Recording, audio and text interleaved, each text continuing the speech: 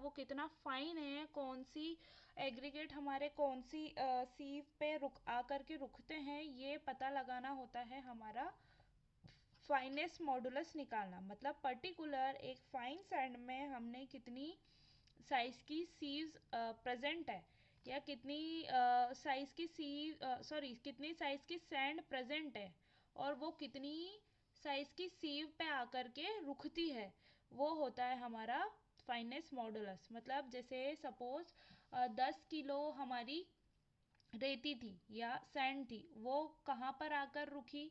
अलग अलग टाइप की सीव्स होती है, अलग अलग हमारे सीव्स होते हैं स्टैंडर्ड, हमारे इंडियन स्टैंडर्ड के अकॉर्डिंग, तो वो कहाँ पर आकर के रुकती है, इससे पता लगता है कि हमारी सीव्स कितना फाइन है या कितनी कोर्स है।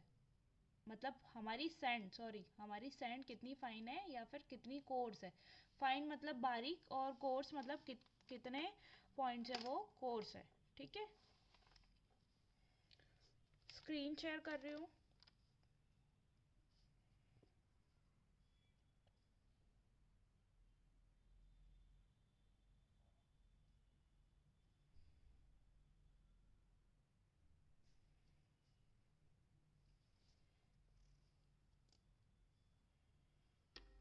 मुझे कंफर्म करना आवाज आ रही है?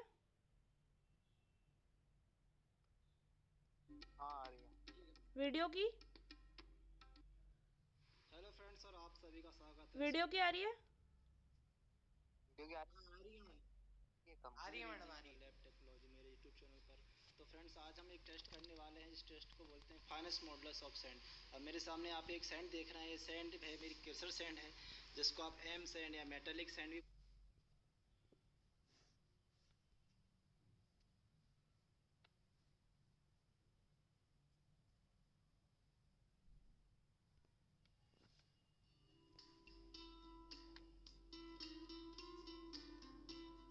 Hello viewers.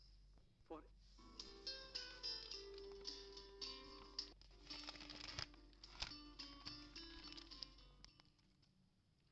Hello viewers. For any RCC structure, concrete forms the major part of civil construction. The serviceability and durability of any structure depends upon the proportions of the ingredients used in concrete and their physical properties. The various ingredients used in concrete construction are cement, aggregates both coarse and fine, and water.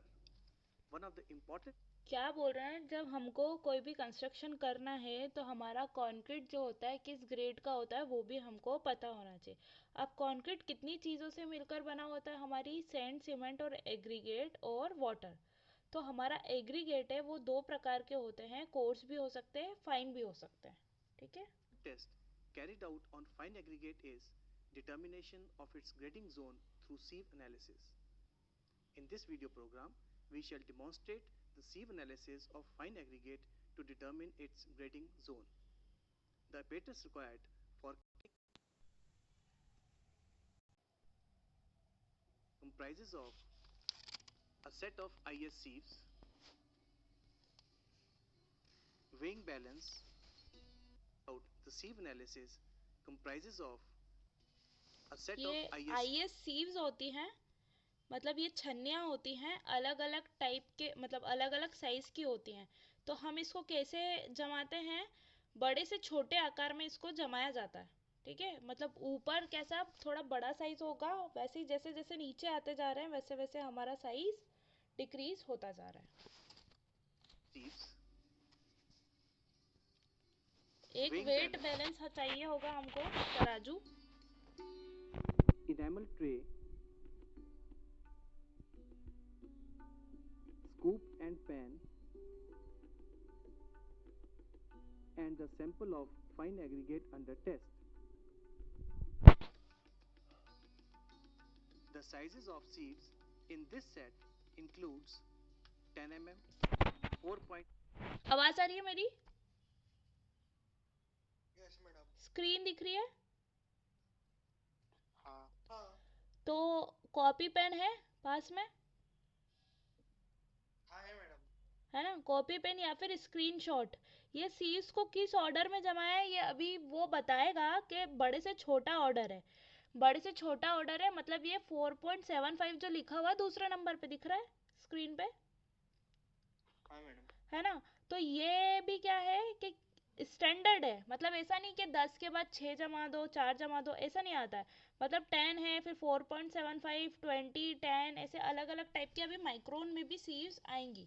तो इनको note करके लिख लेना, मतलब आपके laboratory में भी ये सारी सीव्स अवेलेबल है।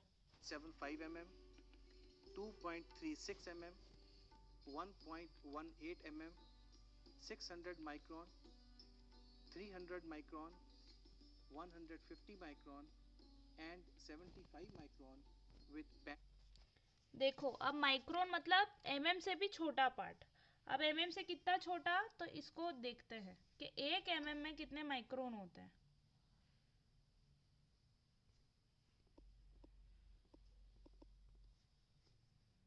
1 लाख माइक्रोन, 10,000 माइक्रोन। 10,000 माइक्रोन मतलब वो कितना है, नहीं मैम, क्या बताया था उसने, नहीं मैम, 600 1,000 माइक्रोन। बता रहा है, 1,000। मतलब 1 मिलीमीटर में 1,000 माइक्रोन होते हैं।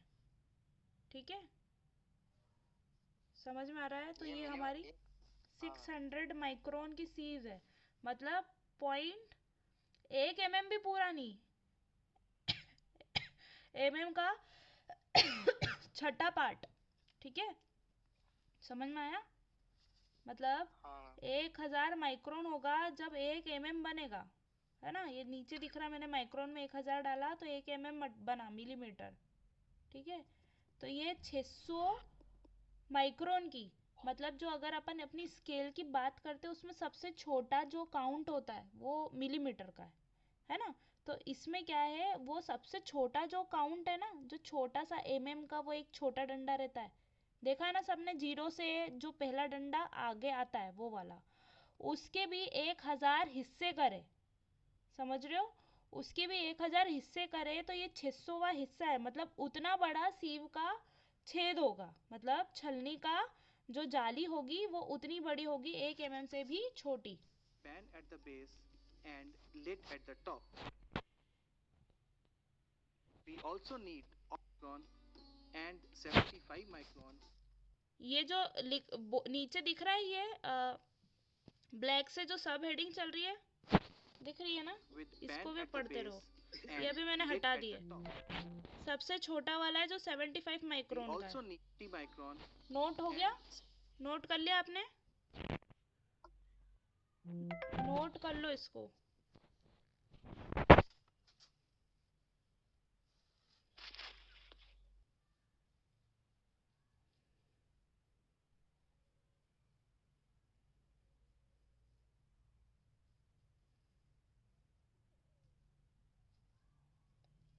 ये स्क्रीनशॉट ले लो।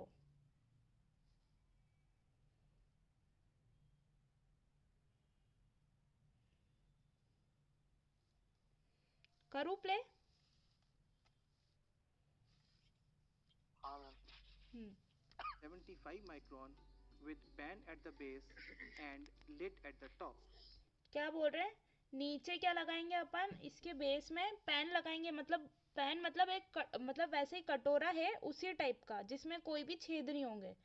मतलब जो 75 माइक्रोन, सबसे नीचे वाली कौन सी लिखी हुई है हमने, 75 माइक्रोन, इससे भी छोटा जो बुरादा निकलेगा वो कहाँ कलेक्ट होगा, अपने पैन में।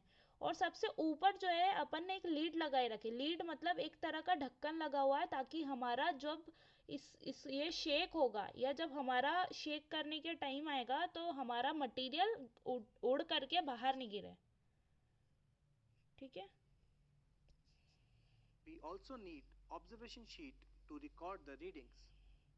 Here, the observation sheet has column 1 for sieves of sizes 10 mm, 4.75 mm, 2.36 mm, 1.18 mm, 600 microns, 300 micron, 150. ये जो फर्स्ट कॉलम में बता रहे हैं ये अपनी सीव जिस ऑर्डर में जमाई है हमने उस ऑर्डर में हमने इसको लिखा है। ठीक है, micron, 75 micron and pan at the base. Column 2, 3 and 4 will be used to record the fraction of aggregate weight retained on different sieves for 3 different samples. ये 3 जो कॉलम है जहाँ पे रोमन नंबर से 1 2 3 दिख रहा है, मतलब अगर कॉलम से नंबर की बात करें तो जहाँ 2 3 और 4 लिखा है उसके ऊपर रोमन नंबर में 1 2 3 लिखा है. 1 2 3 क्या है, वो हमारे जो सैंपल हम लेंगे उनकी रीडिंग ऐसी करेंगे. मतलब ये सबसे पहले जो पहला सैंपल लेंगे उसकी रीडिंग 2 वाले नंबर में नीचे नीचे करेंगे. अब ऊपर क्या दिख रहा है आपको, weight of fine aggregate retained. Retained मतलब जो हमारा एग्रीगेट बच गया है कौन सी सीव्स पे. जैसे हम कुछ ना कुछ 10 mm की सीव पर डालेंगे मटेरियल. कौन से mm की सीव पर डाला, सबसे ऊपर वाली सीव पे हमने डाल दिया, रैंडम 10 किलो का मटेरियल डाल दिया, तो उसमें कम से कम 1-2 किलो बच जाएगा. अंदाजन 1 किलो बच सकता है, 2 किलो, 500 ग्राम, 200 ग्राम, कुछ भी बच जाएगा. कुछ भी बचेगा तो वो बचेगा कौन सा वाला मटेरियल, जो बड़ा होगा 10 mm से, है ना, मानते हो ना. 10 mm की छन्नी से जो बड़े पार्टिकल होंगे हमारी रेती के वो बचेंगे. समझ में आ रहा है क्या? हाँ हाँ मैम सही है. बिजी तो नहीं हो? बिजी हो तो अपन इसको बाद में समझ लेंगे, ये मेन है इसलिए मैं पूछ रही हूँ बार बार. बिजी नहीं है, कोई बिजी नहीं है. कोई नहीं है ना. जैसे ये अपन ने 10 mm, 4.7 mm, 2.36 mm ऐसी छन्नियाँ छोटे आकार में जाती जाती लगाई है. मतलब ये छन्नियों का साइज नीचे जाते हुए छोटा होता जा रहा है.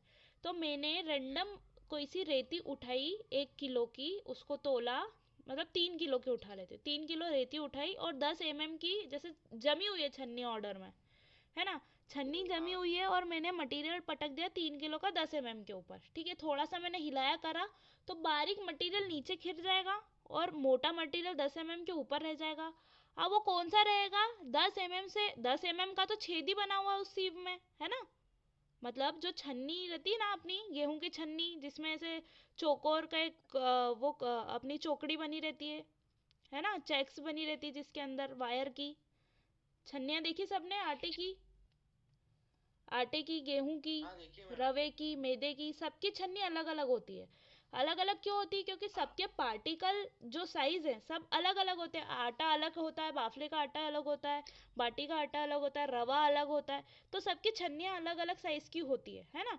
तो अगर मैं काई की गेहूं की छलनी में, ठीक है, गेहूं भी है उसमें और जो भी छोटे पार्टिकल है, आटा भी है, थूली भी है, सब टाइप का रवा ववा सब है. तो मैंने क्या, बड़े से छोटे आकार में जमा दी और मैंने गेहूं की छलनी में सबका मिक्सचर डाला. तो कौन से रुक जाएंगे, गेहूं गेहूं ऊपर रुक जाएंगे. क्यों रुक जाएंगे, क्योंकि वो उस छेद से बड़े हैं.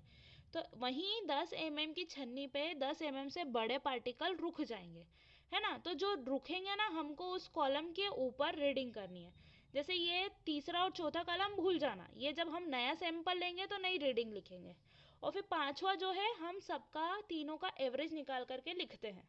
ठीक है, फिर परसेंट रिटेन निकलता है, तो वो बाद में मैं बताती हूँ कि कैसे निकलता है. अभी देखो, Average of predeterminations of fraction of weight retained shall be recorded in 5. तीनों का एवरेज निकाल देंगे. मतलब दूसरे कॉलम, तीसरे कॉलम, चौथे कॉलम को प्लस करेंगे, डिवाइड कर देंगे 3 से, तो क्या आ जाएगा, average. Percentage of total weight retained will be calculated and placed in column 6 for individual sieves. Column 7 is used to fill the cumulative percentage weight. जैसे 3 किलो मैंने क्या लिया था, मटेरियल लिया था, है ना. अब 1 किलो भैया यहाँ पे बच गया, कहाँ पर, 10 mm की सीव पे. तो कितना परसेंट बचा वो 3 किलो का, 1 किलो कितना परसेंट होता है, 1 डिवाइडेड बाय 3 करोगे, गुणित 100 कर दोगे, आता है ना परसेंट निकालना. हेलो, है ना. तो 1 किलो बचा तो 1 किलो ऊपर रहेगा और टोटल कितना था, 3 किलो, तो 3 किलो नीचे आ गया और मल्टीप्लाई 100 से कर दिया, तो कितना परसेंट बचा. तो कौन से कॉलम में, छठे कॉलम में लिखाएगा वो क्या लिखाएगा? Percent retain. retained and percentage passing of cost aggregate is finally column percentage of total weight retained will be calculated and placed in column 6 for individual sieves. Column 7 is used to fill the cumulative percentage weight retained and percentage passing of cost aggregate is finally recorded in column 8. During the conduct of the experiment, different weights retained on different sieves will be recorded and final calculations are made to arrive at the percentage passing value under column 8. During the conduct of the experiment, different weight retained on different sieves will be recorded in the observation sheet and final calculations are made to arrive at the grading zone of fine aggregate.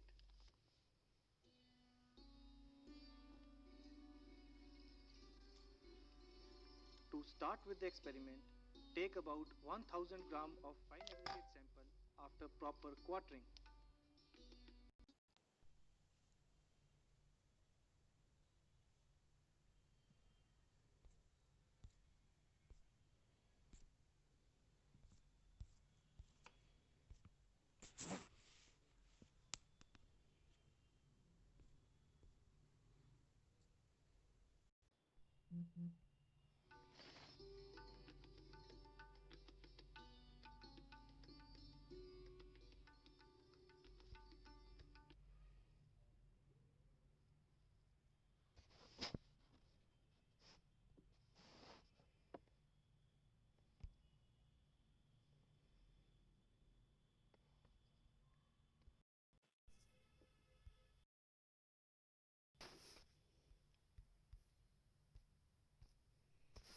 अरे यार ये phone को क्या हो गया अभी?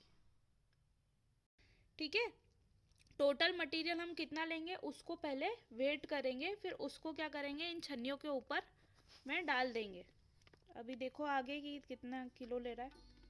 Enter this reading in the observation sheet. इनने 1000 ग्राम लिया है, ठीक है, मतलब 1 kilo.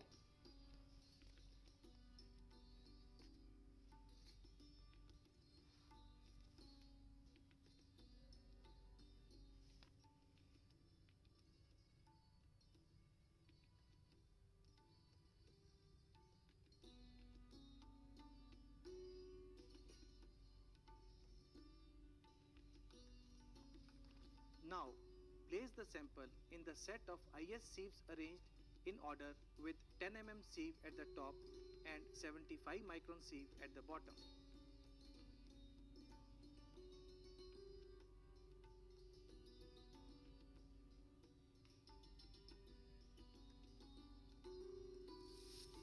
Shake the complete assembly by giving varied motion so that each particle gets sufficient chance of passing through the sieve opening.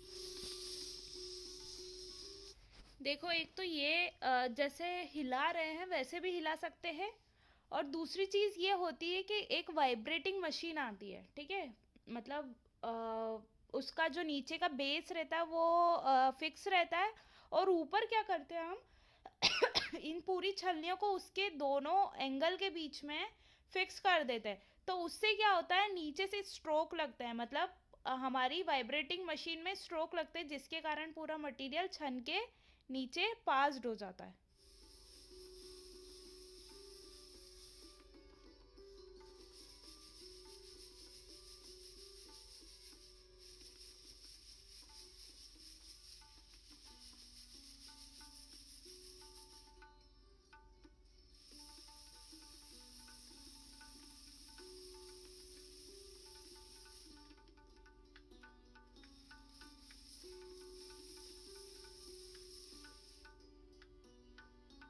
After proper sieving, fraction of sand of different sizes will be retained on different sieves.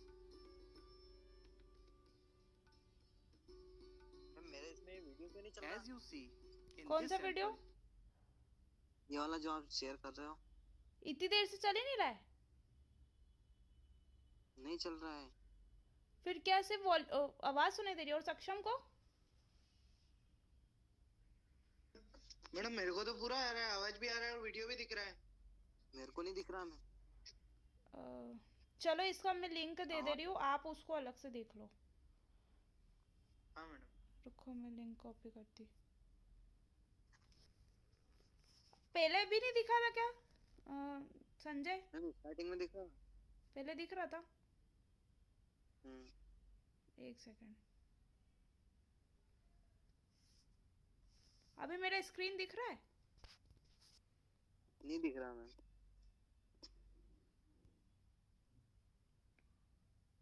तुमको दिख रहा है मेरा screen? अटका हुआ है लगता है। अच्छा वीडियो अटका हुआ है और वॉल्यूम आ रही है? हाँ। अच्छा ये मैंने आपको वीडियो भेज दिया है, इसको कहाँ से देखना? अब 4 मिनट से देख लेना है ना, 4 मिनट से। No fraction सक्षम is तुमको retained दिख रहा है? on 10 mm sieve. हाँ मैडम दिख रहा है। तो उसको संजय को भी एक काम करो, एक संजय तुम्हें आवाज आ रही है? हाँ मैम आ रही है ना, तो उसको 4 मिनट पे ला करके आप पॉज करो। मैं भी 4 मिनट पे लाके पॉज कर रही हूँ। ठीक है। उससे क्या होगा कि जो मैं बोलूंगी तुमको दिखेगा और साथ में मतलब वीडियो अटकता तो नहीं है, नेटवर्क की प्रॉब्लम तो नहीं है ना? नहीं नेटवर्क की प्रॉब्लम तो नहीं है। 4 मिनट पे ले आए। रुको ma'am.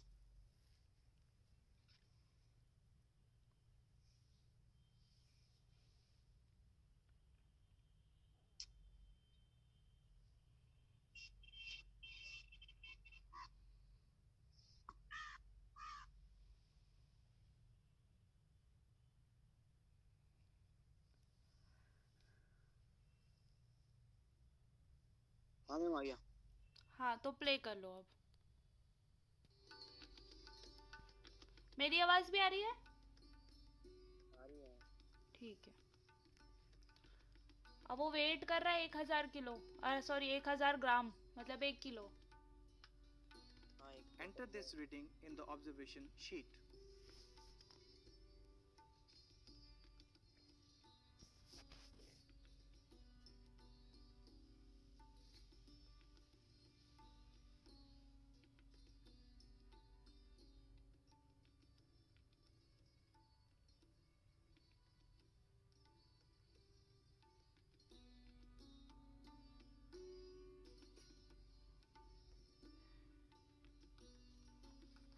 Now, place the sample in the set of IS sieves arranged in order with 10 mm sieve at the top and 75 micron sieve at the bottom.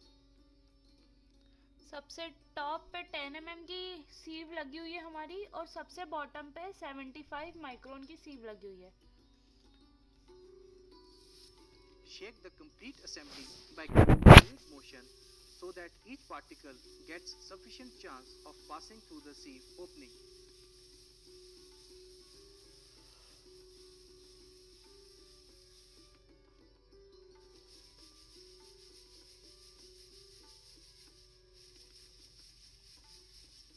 Sanjay video की और मेरी आवाज दोनों आ रही है? हाँ मैम दोनों आ रही है। ठीक है। जैसे ये शेक कर रहा है ना, तो मैंने ये बताया था कि एक हमारी लैब में भी एक मशीन है और एक मशीन आती भी है, जिससे क्या होता है, जिसके After proper बीच में sieving, हम fraction in of sieves sand को of different फंसा sizes देते हैं। will be retained on different sieves. In sieves को फंसा देते हैं, फिर वाइब्रेशन के द्वारा हमारी पूरी छन्नी से As you छन see, जाता है material. In this sample, no fraction is retained on 10 mm sieve. अब क्या हो रहा है देखो, 10 mm की सीव पे मैंने वीडियो पॉज करा संजय हाँ मैम। 10 mm की सीव पे वो बोल रहा है कि हमारा कोई भी मटेरियल बचा नहीं है, मतलब रिटेन नहीं हुआ है ना, मतलब जीरो वैल्यू है ना।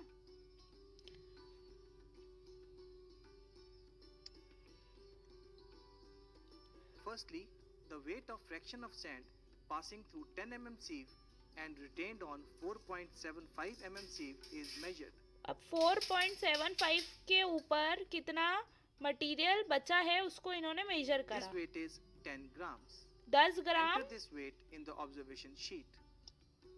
वेट बचा है। मैडम आपकी आवाज आ रही है पर वीडियो नहीं चल रहा है। वीडियो नहीं चल रहा है? ये 10 ग्राम आ रहा है। हाँ मैडम, वीडियो की भी आवाज आ रही है, आपकी भी आ रही है, पर वीडियो चल नहीं रहा है।